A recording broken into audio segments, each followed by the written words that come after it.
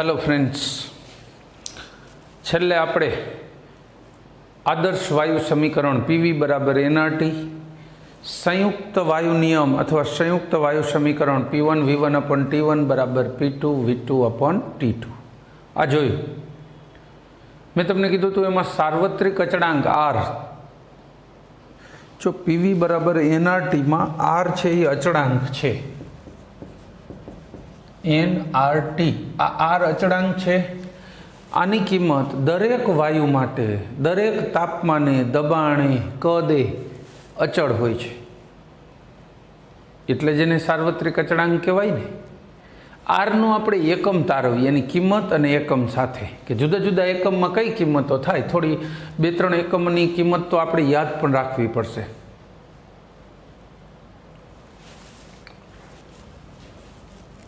एकाद एकम की किंमत तारवीए। आर बराबर पीवी अपॉन एन टी। चलो प्रेशर आदर्श वायु विचारीए। आदर्श वायु दबाण केटलुं होय? 1 बार। 1 बार एटले 1,00,000 पास्कल, 10⁵ पास्कल। कद आदर्श वायु कद केटलुं होय? 22.71098 लीटर। पण अहींया एसआई एकम मुजब 22.71 गुणिया 10⁻³ मीटर क्यूब। लीटर में केटलुं होय छे? 22.71098 लीटर। बीजो एन एटले मोल। आदर्श वायुनो 1 मोल लीधो छे। 1 मोल। तापमान एसटीपी स्टैंडर्ड टेम्परेचर ने प्रेशर नु जो प्रेशर लीधु छे तो तापमान पण एनु ज एसटीपी नु ज लईशुं। 273.15 केल्विन। एसएटीपी नथी लेवानुं कीधुं छे ने। एसएटीपी मात्र क्यां लेवानुं छे? उष्मागतिशास्त्रमां। खैर आनो हिसाब करीए आखो। मोढे ज छे एटले डायरेक्ट लखी दઉં છું, पण तमारे जरूर होय तो केल्सी लईने करी शको छो। हिसाब आवशे 8.314। आ धीमे धीमे तमने मोढे थई जशे, कारण के अवारनवार आनी जरूर पड़शे आ डिजिटनी। पास्कल इंटू मीटर क्यूब पर मोल इंटू केल्विन। हवे 1 पास्कल एटले 1,00,000 पास्कल एटले 1 बार थाय। आने मारे बार में लई जवुं होय तो पहला ज अहींया एकड़ो मूक देवाय। खैर आ तो पास्कल में जोतुं होय तो आ रीते। हवे बार में फेरवीए आपणे आने। एने भाग्या 10⁵ एटले पास्कल मांथी शुं थई गयो? एकम बार। मीटर घन ने लीटर में फेरवવું, 1 मीटर घन एटले 1000 लीटर थाय। तो 10⁻³ कर दो एटले लीटर थई गयो 12 litre mole inverse kelvin inverse. तो आ थई जशे 8.314 गुणिया 10⁻², 12 लीटर पर मोल केल्विन।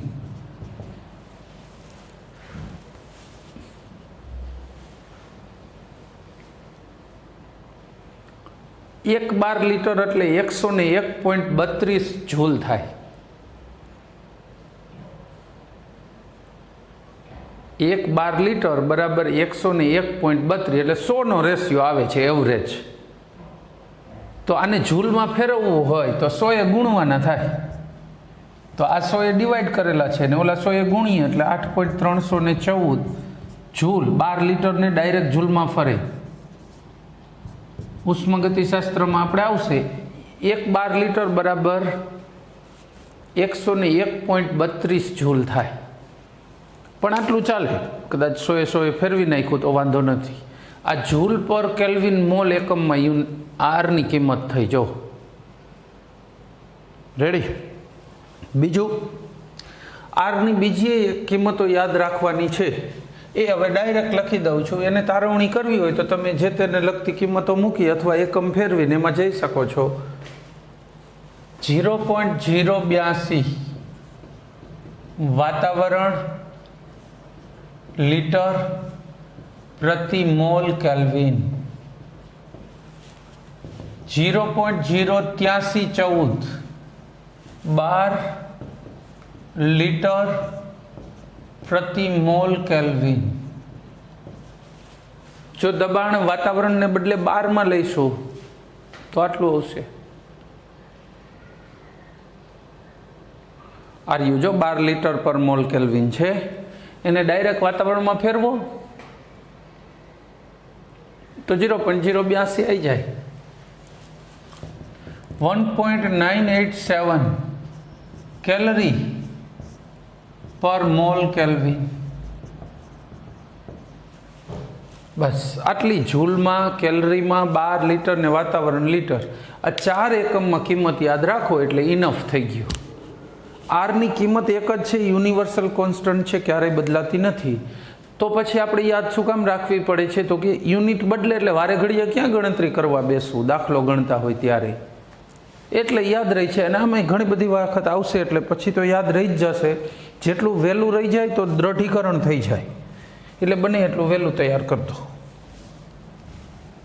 આમાં શું છે, સાયન્સમાં બધી બાબતો ગોખવાની નથી અને બધી સમજવાની નથી। કેટલીક બાબતો તૈયાર કરવાની હોય તો એ પાકી કરી નાખી હોય તો બીજી સમજવામાં સરળતા રહે અને કેટલીક બાબતો સમજા હોય તો બીજું ગોખવામાં સરળતા રહે। એના જેવું છે, સપોર્ટિંગથી ચલાવવાનું છે। चलो आर ना एकमों बात करी। हवे संयुक्त वायु समीकरण पर दाखलो मैं तमने कीधुं तुं ने कि चार्ल्सना नियमनो दाखलो होय, बोयलनो होय, कोई पण सिंगल होय तो पण तमे P1 V1 अपॉन T1 बराबर P2 V2 अपॉन T2 थी शोधी शको। एवो एक दाखलो लखो। एक मोटा पात्रमां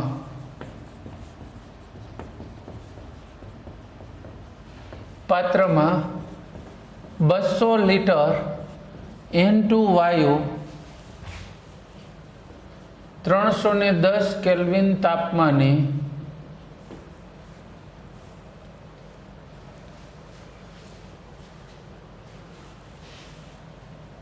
1.2 वातावरण दबाण थी भरेल छे। जो आ वायु ने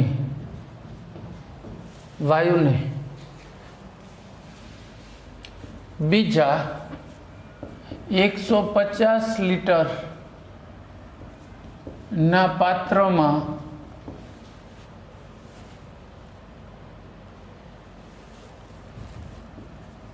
312 केल्विन तापमाने भरवामां आवेल होय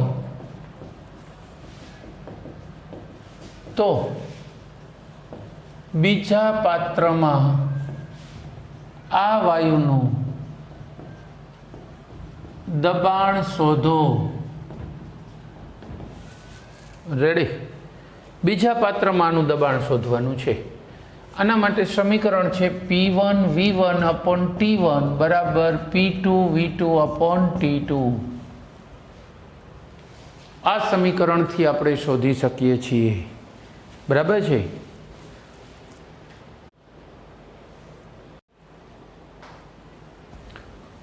तो कई रीते शोधीशुं आ बाबतने किंमत मूकता जाइए। हालो प्रेशर केटलुं आप्युं छे 1.2 वातावरण। V1 पहला कद केटलुं आप्युं हतुं 200 लीटर। T1 तापमान 310 केल्विन। हवे P2 शोधवानुं छे। V2 केटलुं आप्युं छे 150 लीटर અને T2 312 केल्विन। किंमतो मूकी दईए खाली 1.2 गुणिया V1 200 लीटर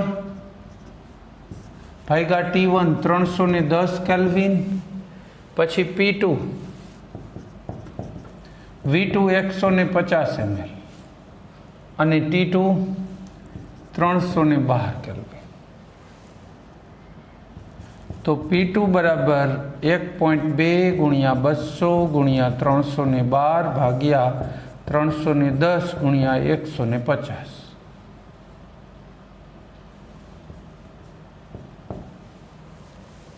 हवे आनो हिसाब करी लईए केटला थशे।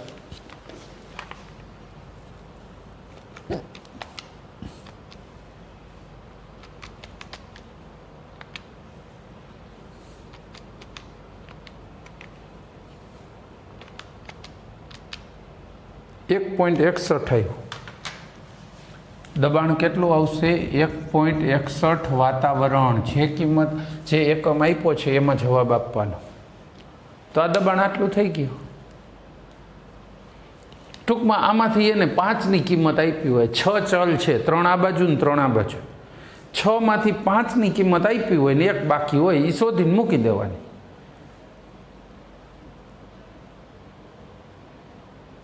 બરાબર, આગળ વાત કરીશું।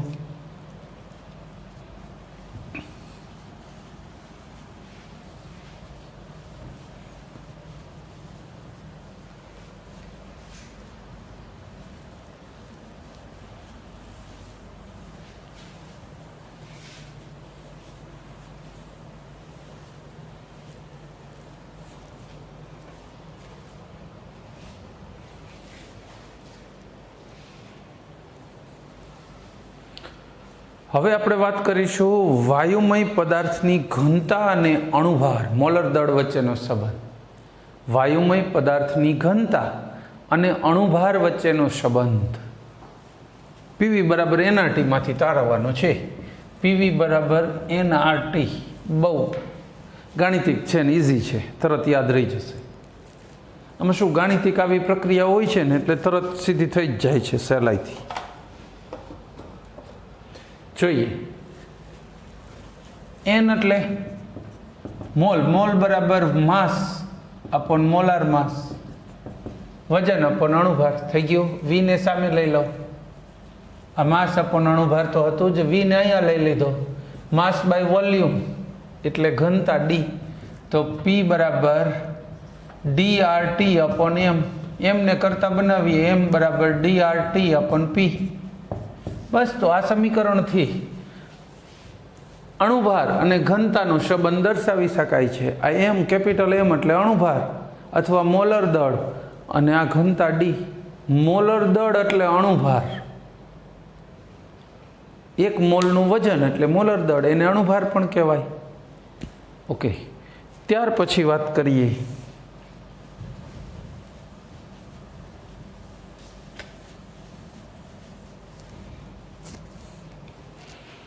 ત્યાર પછી આવશે ડાલ્ટનનો વિભાગીય દબાણનો અથવા આંશિક દબાણનો નિયમ। ડાલ્ટનનો નિયમ બહુ સરળ છે। ડાલ્ટને એવું કીધું કે આ રૂમ જેવડો છે ને એટલો જ બાજુનો રૂમ છે, એટલો જ ત્રીજો રૂમ છે। પહેલા રૂમમાં નાઇટ્રોજન વાયુ ભરેલો છે, ત્રણેય રૂમનું કદ કેવું છે? સરખું। ત્રણેયનું તાપમાન પણ સરખું રાખીશું, કદ સરખું છે, તાપમાન સરખું છે, ને દબાણ સરખું છે। ચાલો, દબાણ જુદું જુદું રાખ દો। અહીંયા નાઇટ્રોજન ભર્યો છે 1 વાતાવરણ દબાણ, બાજુમાં CO2 ભર્યો છે 2 વાતાવરણ દબાણ। જો આ 2 વાયુ લઈને ત્રીજા રૂમમાં ભરી દો તો 3 વાતાવરણ દબાણ થાય। દરેક વાયુ સ્વતંત્ર રીતે વર્તે કે ભાઈ અમે એકલા હતા કેટલું દબાણ હતું, અહીંયા આવશું તો એટલું દબાણ રાખશું। એટલે આ નાઇટ્રોજનનું 1 વાતાવરણ દબાણ છે, તો એ ત્રીજા રૂમમાં જ્યાં મિશ્રણ ભર્યું છે ને એમાં આ નાઇટ્રોજન તો 1 દબાણ જ દર્શાવે। તો કુલ દબાણ કેટલું થાય? તો કે દરેક વાયુને સ્વતંત્ર રીતે પોતાનું જે દબાણ હોય એટલા દબાણનો સરવાળો, એ જ કુલ દબાણ થશે એ પાત્રમાં। આને ડાલ્ટનનો નિયમ કહેવાય। પારસ્પરિક ક્રિયા કરી ન શકતા હોય એવા વાયુને જો તમે મિશ્રણને ભેગું કરો કોઈ એક પાત્રમાં, તો દરેક વાયુ સ્વતંત્ર રીતે વર્તે, દરેક વાયુનું જે દબાણ હોય એને જ વાયુનું આંશિક દબાણ કહેવાય। આ આંશિક દબાણનો સરવાળો કરો એટલે કુલ દબાણ મળે। પી ટોટલ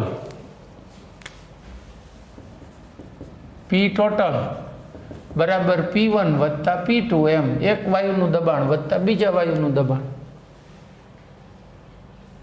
અહીંયા એક બીજી વાત કરીએ। વર્ષો સુધી અત્યારે તો ઇલેક્ટ્રોનિક સાધનો આવતા, ઓટોમેટિક એવા સાધનો છે કે જેમાં અંદર વાયુનું દબાણ વધે તો સાયરન વાગે ના અંતે, પણ વર્ષો પહેલાં વાયુઓનો સંગ્રહ આ રીતે થતો હતો। સમજવા જેવું છે, કારણ કે આજનો આટલા આધુનિક જમાનામાં તમે સાંભળો છો 2, 4, 6 મહિના નથી થતા, કેમિકલ ફેક્ટરીમાં ધડાકો થયો ને વાયુ સળગા ને ઓલું સળગું, દ્રાવક સળગો। જૂની આ ટેકનિક બહુ કારગત હતી। આમાં પાણી ભરવામાં આવે, જે વાયુ જે દ્રાવકમાં ઓગળતા ન હોય ને એવું દ્રાવક ચાલે। મોસ્ટલી પાણી હોય છે, સસ્તું પડે। પછી આની ઉપર આવી ટેન્ક રાખી દીધી હોય, વાયુની ટેન્ક, આવા લાંબા લેગ્સ હોય પણ નીચેથી તળિયું ન હોય, પાણીમાં ખાલી ઊંધી વાર દીધી હોય. હવે બીજું આમાં શું સિસ્ટમ હોય છે? બે વસ્તુ ઉપર લાગેલી હોય. નંબર 1, ગેસ લઈ જતી પાઇપલાઇન, આમાંથી બહાર લઈ જવા માટે વાલ સાથે, અને એક દબાણ માપતું મીટર. કોઈ સેફ્ટી વાલ્વની જરૂર નથી હો, કોઈ જ સેફ્ટી વાલ્વ હતા પણ નહીં. આની અંદર ગેસ ભરવાનો કઈ રીતે? અહીંથી ગેસ આવે, આમ થાય, બસ અહીંયા આવું બબલ્સ થઈ અને અંદર ભરાતો જાય. કેટલાક વર્ષો પહેલાં ગામડામાં ગોબર ગેસ પ્લાન્ટ આવ્યા, બાયોગેસ, છાણ હોય અને ઓગાળીને એમાંથી જે ગેસ બને એ રસોઈમાં વપરાય. એમ ગોબર ગેસમાં આ જ ડિઝાઇનથી ગેસનો સંગ્રહ થતો હતો, મોટા ભાગે આ જ ડિઝાઇન હતી. હવે ઇલેક્ટ્રોનિક્સના જમાનામાં ડિઝાઇનો બદલાવે છે, પણ એ સારું નથી. આ જૂની ડિઝાઇન બહુ બેસ્ટ હતી. કેવી રીતે આપણે સાબિત કરીશું ને? આમાં જેમ જેમ વાયુ ભેગો થતો જશે ને એટલે રેડ ટાંકી ઊંચી થતી જશે.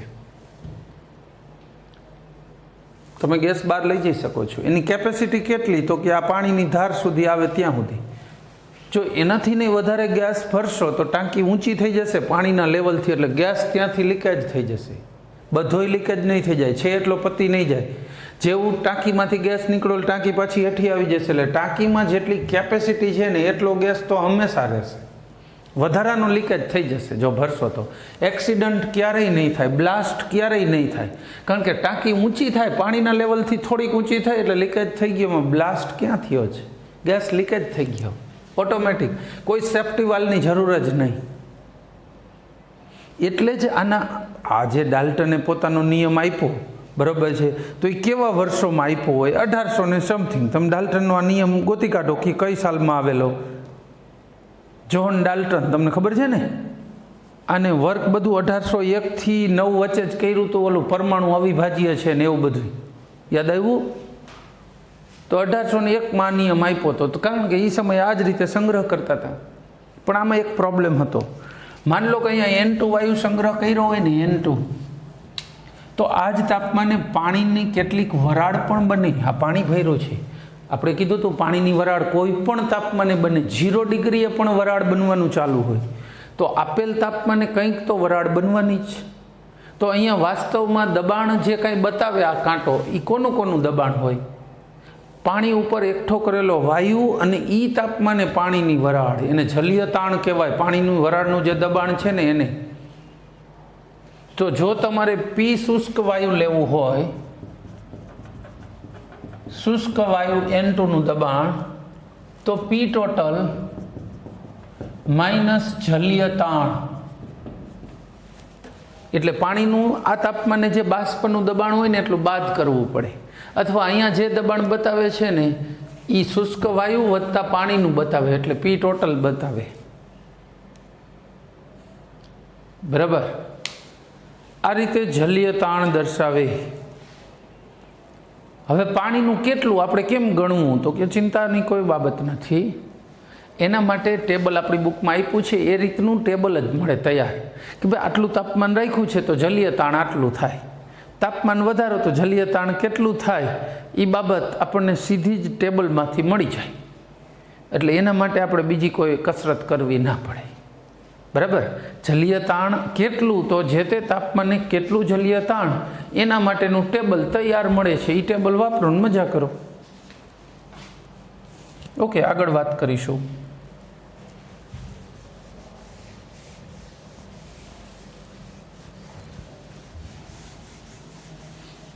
હવે મોલ અંશના પર્યાયમાં આંશિક દબાણની ચર્ચા કરીએ.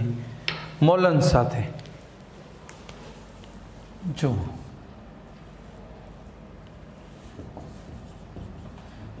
nRT/V આવું છે. બરાબર?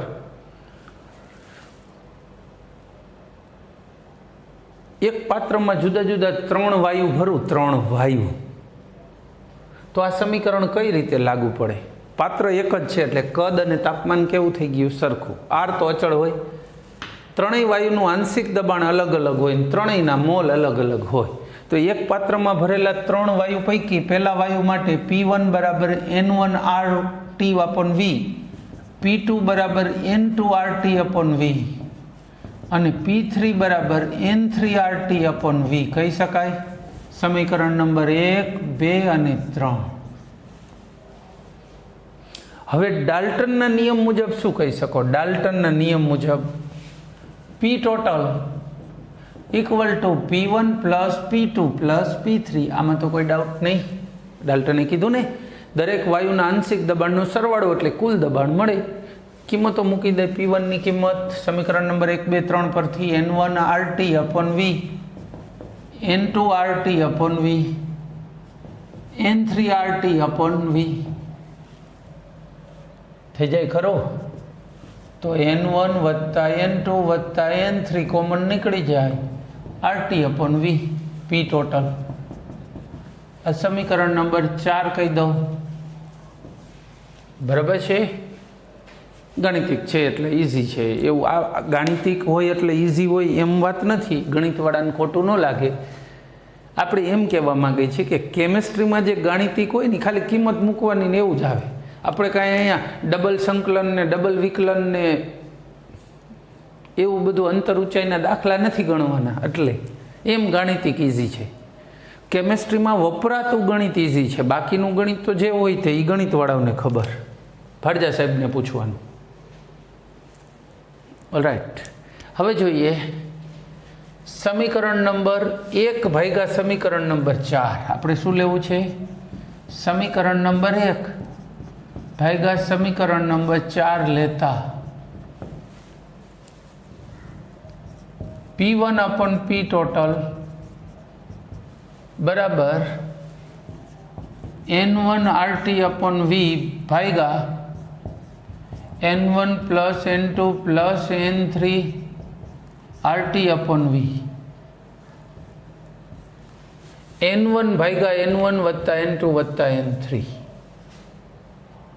घटकना मोल भाग्या कुल मोल एटले मोल अंश थाय।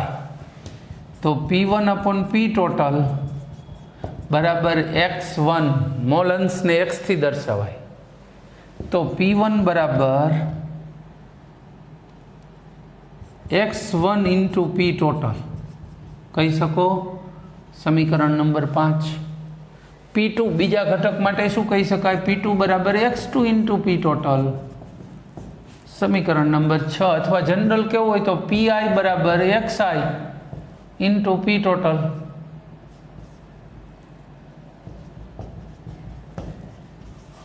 आ पण डाल्टननो नियम ज छे। आनी जरूर पड़शे आपणे आ P1 बराबर X1 के कोई पण 3 मांथी एक ज छे। संतुलनमां ने एमां उपयोगी थशे। आ एना प्रॉब्लम सॉल्व करवामां वच्चे उपयोगी थशे। ई तो क्यांक नियम आव्यो छे तो क्यांक उपयोगी थतो हशे। साव क्यांय जेनो कोई ज उपयोग ज ना होय एवी वस्तुओ तो आवती नथी, क्यांक ना क्यांक उपयोगी होय। हवे आनो डाल्टनना नियम उपरथी दाखलो गणीए। डाल्टनना नियम उपरथी एटले आ डाल्टननो नियम छे, आ तो एनी तारवणी थई। आ नियम छे ने आ एनी तारवणी। आ बेमांथी एक सूत्र अथवा बेयनो उपयोग थतो एवा दाखला होय। लखो चालो।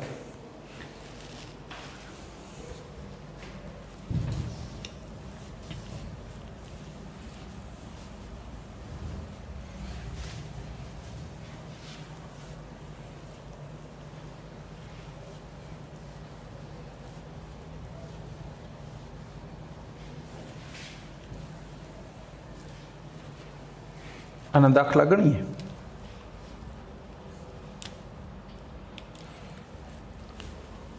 एक पात्र में आम कंडीशन एक ज छे, जे वायुओ भरोनी आंतरिक रीते प्रक्रिया करता होवा जोईए नहीं। 50 ग्राम N2 અને 80 ગ્રામ CO2 भरेल छे।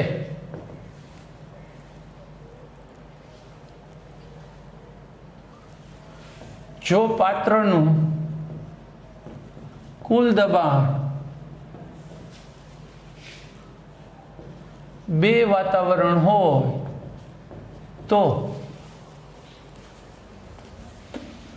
દરેક વાયુઓના વિભાગીય દબાણો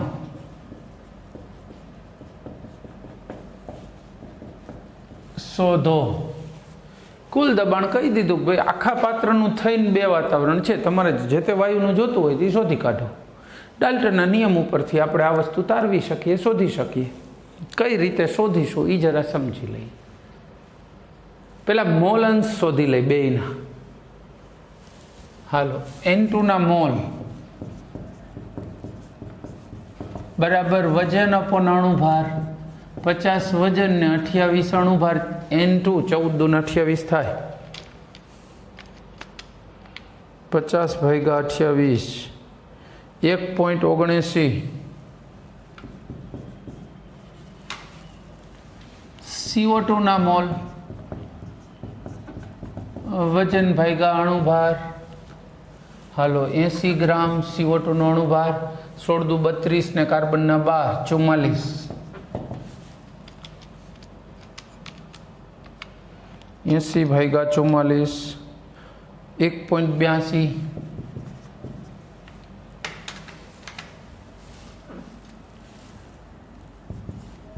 N2 ના મોલ અંશ આપણે x1 કહીશું, N2 ના મોલ ભાગ્યા N2 ના મોલ વત્તા CO2 ના મોલ। હાલો N2 ના મોલ કેટલા છે? 1.79 ભાગ્યા 1.79 પ્લસ 1.82।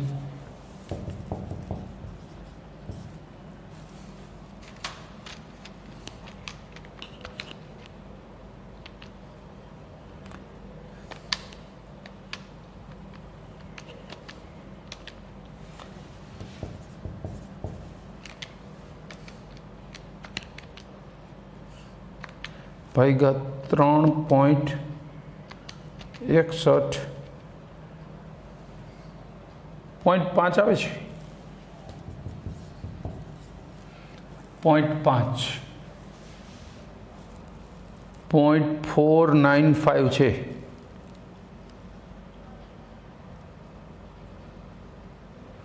અહીંયા ખાસ ફરક નથી એટલે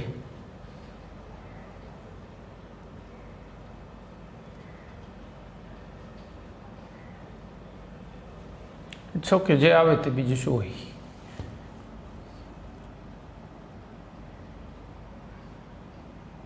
18 દૂ 36 બરાબર લગભગ એ જ છે। CO2 ના મોલ અંશ x2 બરાબર રાઈટ ગણવું હોય તો 0.496। CO2 ના મોલ ભાગ્યા N2 ના મોલ વત્તા CO2 ના મોલ। હાલો CO2 ના મોલ કેટલા છે? 1.82 1.79 વત્તા 1.82 1.82 ભાગ્યા 0.61 રેડી 1.504 ને 0.504 આના મોલ અંશ આવ્યા। હવે આપણે P1 જોઈ છે, PN2 બરાબર શું થાય? x1 into P total, x of N2 જ કહી દઉં ને એટલે બધી વખતે લખવામાં ઘોટાળા ન થાય। x ઓફ N2 ચલો x ઓફ N2 કેટલું છે? 0.496 અને P ટોટલ છે 2 0.496 ગુણ્યા 2 0.992 વાતાવરણ। Pressure of CO2 x of CO2 into P total, x of CO2 0.504 ગુણ્યા 2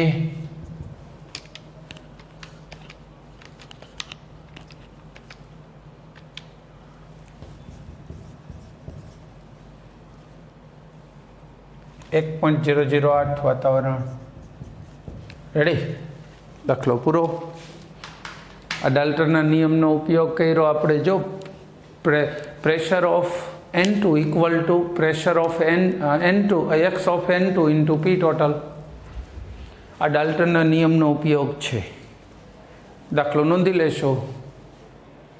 આ સાથે આપણો લેક્ચર પૂરો કરીશું. જય હિન્દ.